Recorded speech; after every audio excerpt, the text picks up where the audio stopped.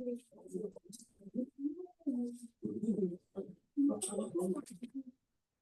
күн, құрметті қоғамдық тыңдаулардың қатысушылары. Мен өзім таныстыра кететін болсам, мен жергілікті орта дересін ауылдық округ әкім аппаратының бас маман. Олам есім аты жөнім Ғамирханова Назым Бөлегенқызы. Бүгінгі осы қоғамдық тыңдаудың төрағасы ретінде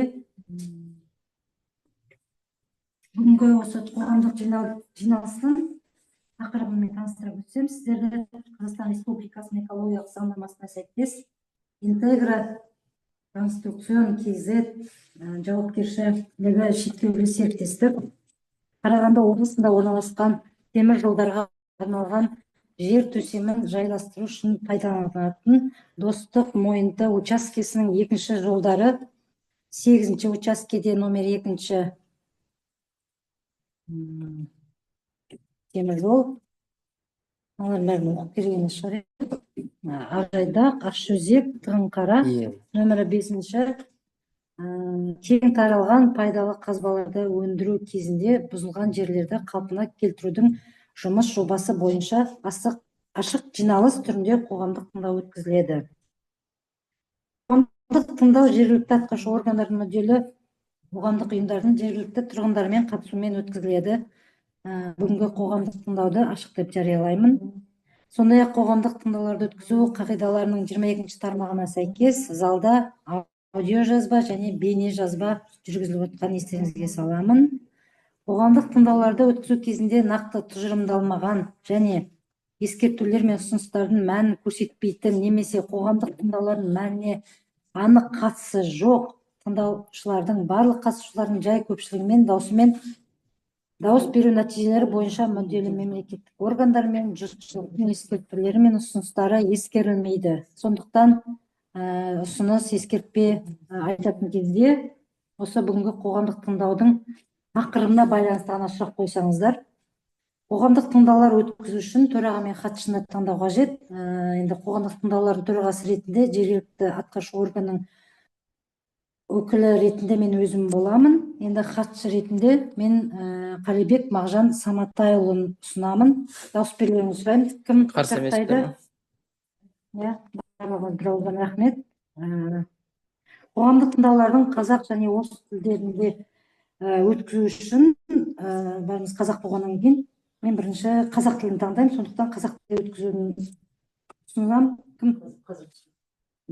Барлығымыз жақтап қол көтерді. Рахмет.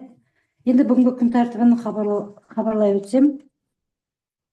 Қоршаған ортаны қорғау. Қоршаған ортаны қорғау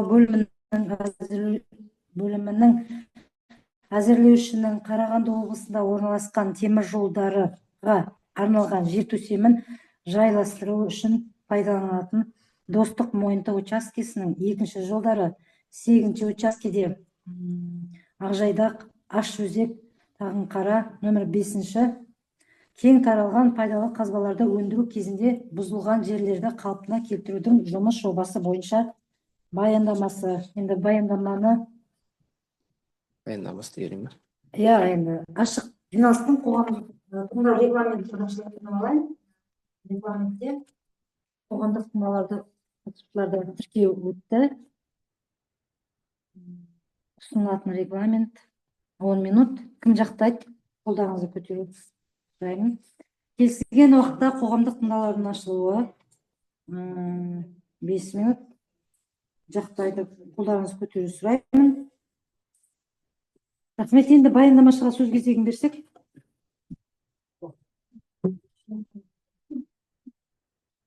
Алғыстарыма құрметті қоғамдық тыңдауға қатысушылар. Жаңа жабырды оқи. Сіре саласың. Мені сосын. Сіре жасай. Қоғамдық тыңдаудың тақырыбы осы салынып жатқан Достық мойынты темір жолының 2-ші пунктте соған топырақ карьерлері алынып жатыр. Қазылып жатқан карьерлерді қазып болғаннан кейін тегістеу жұмыстары қайта қалпына келтіру, яғни рекультивациялау жұмыстары жасалынады. Тақырыбы сол. Бұл жобаның тапсырыс беруші Интегра Конструкцион КЗ жауапкершілігі шектеулі серіктестігі болып табылады. Кен өндіру жоспарын жетістіру пайдалану. жауапкершілігі шектеулі серіктестік жасаған. Мен осы жеті жер пайдалануда жетекші инженер геолог маман ретінде жұмыс атқарамын. Бұл жаңағы айтып кеткен 8 участок осы Достық мойынты темір жолының бойында орналасқандықтан бұл жерде ең Ақтоғай ауданында ең жақын елді мекен осы Ақжайдақ село станциясы болып табылады. Сондықтан экологиялық заңнамаларға сәйкес осы жерде қоғамдық тыңдау өткізіп жатырмыз. Бұл жерде жаңағы тегістеу рекультивациялау жүргізу жұмыстары осы 2025 жылдың жазында 3 ай жүргізіледі. Бұл жаңағы өндіру жұмыстарынан кейін жүргізілетін болғандықтан өндіру кезінде айтып кетейін, қазылған жерлер жаңағы тереңдігі 5 метрге дейін карьерлер болады. Оның жаңағы керегелер тік болғандықтан ол жерге жаңағы жан-жануар, малдар, техника құламас үшін соны тегістейді былай. Экскаватормен борттарын қағажатымен 10 градус қойды. Ол жер тік болмайды. Рекультивациялау жұмыстарында бірінші кезеңі техникалық рекультивациялау деп аталады. Ол жаңағы тік құлатып жарлар елерді карьерден қалған. Ол 10 градусқа дейін жан-жағын тегістейді. Одан кейін екінші кезең биологиялық рекультивациялау. Ол жаңағы тегістеген жерлерге житняк өсімдігін отырғызу. Ол жаңағы жобада қарастырылған. Житняк деген осы жергілікті табиғатына, климатына қолайлы жаңағы өсетін, қатты су талғамайтын өсімдік болып табылады. Бұл жаңағы мемлекеттен жерді жайылым ретінде алғандықтан қайтадан жайылым ретінде қайтару керек. Бұл жерде табиғатқа кері әсерін тигізетін шаңдату жұмыстары мен қатты тұрмыстық қалдықтар болып табылады. Шаңдату жұмыстары жаңағы карьерді тегістеген кезде және де сол жерде тегістейтін техникадан шығатын түтіндер, солар ауаны ластау болып табылса, ал екінші қатты тұрмыстық қалдықтарды ол жаңағы шашпай, оларды бір контейнерға жинап, кейін оны сондай қоқыс шығаратын мекемелермен келісімшартқа отырып, соны шығаратын болады. Қазған жерлеріңіз қайтып көміп кетпесеңіздер, не бар? Осы көмекті рекультивациялау деген сол тегістеу жұмыстары ғой. Соған арналған. Житняк деген шөп емес пе ол, иә?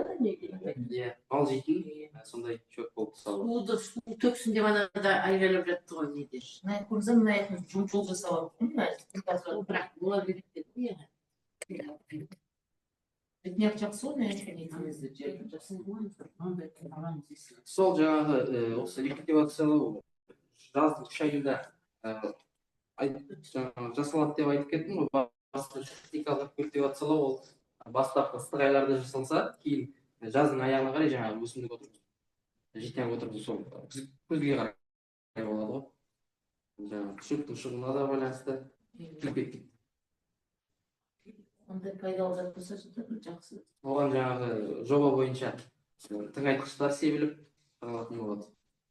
Өсіп шығуына байланысты. Житняк қай жерге рекультивация жасайды? Жаңағы карьер болған жерлер тегістейді ғой. Сайып кішкене 10 градус. Сол жерлердің бәріне. Мысалы, мына жерде қанша 8 карьер дедік қой. Осы темір жолдың бойында орналасқан. Ол 8 карьердің аудандары, общий ауданы 53,61 гектар. Барлығы қосқан кезде. Специально засевать дальнейшее үшін, нарушение болмас үшін, просто так ше, дальнейшее. Өсімдік қабатын қайтадан қалпына келтіреді. Просто. Иә. Бұл жер тегістейді да бірінші. Одан кейін өсімдік себеді. Соны қайтадан жаңағы өсімдік қабаты қалпына келіп, экологиялық не болмайды ғой. Осы карьерлер болған жерге отырғызады ғой, бұрын карьер қазып алды. Бұл тегістеген кішкене жан-жағынан алып тегістейді ғой. Сол жердің бәріне житняк отырғызады.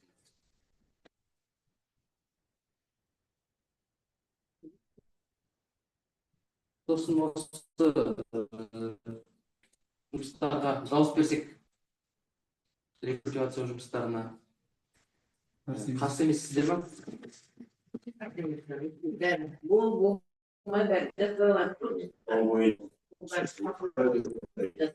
Разынан қарсы емессіздер ме? Ол сметаға не? Ол сонда не емес, сонда нелер бар? Бұл жерде не білген, е? Иә, мынау координаттары, координаты, тереңдігі қанша не бар, қанша грунт бар сол жерден алынады. Координаты ұйымдастыру керек. Өздері келді. сол былай қысқаша айтқанда темір жолдың жаны ғой, жақын жерде бар ғой. Алыстан тасып жатқан бағыттар ғой. Сұрақтарыңыз болса, қорытындылай берсек.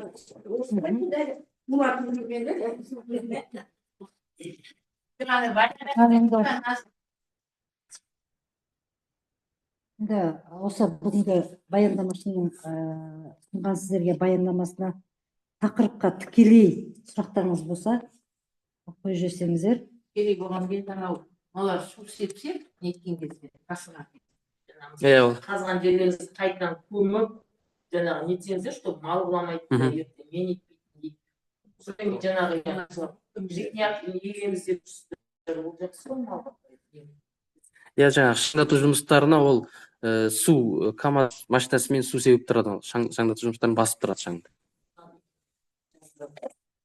Қарастырылған ондай жобада. Ондай жоспар болса. Сұрақтар, ұсыныстарыңыз болмаса, енді бүгінгі қоғамдық тыңдауды тыңдалды, енді жауап берілді барлық сұрақтарыңызға. Енді осы қоғамдық тыңдау өтті деген сондай нелер бар. Соған енді кім жақтайды, кім жақтамайды, соған көрсетсеңіздер бір ауыздан. Енді қоғамдық тыңдауды қорытындылай өтсек, енді баяндама айтылды. Тыңдаулардың нәтижелері бүгінгі талқылаудан кейін айтылған ескертулер мен ұсыныстарды ескере отырып, қоғамдық тыңдаулардың хаттамасы рәсімделеді. Осы тыңдауларда айтылған сұрақтар, мәселелер, ұсыныстар бірыңғай экологиялық порталда, сондай-ақ тыңдау өткізгеннен кейін Қарағанды облысының табиғи ресурстар және табиғатты пайдалану реттеу басқармасы мемлекеттік мекемесінің интернет ресурсында 2 жұмыс күн ішінде қоғамдық тыңдаулар қағидаларында көзделген мерзімде жарияланатын болады. Оның барлығы хаттамада көрсетіледі.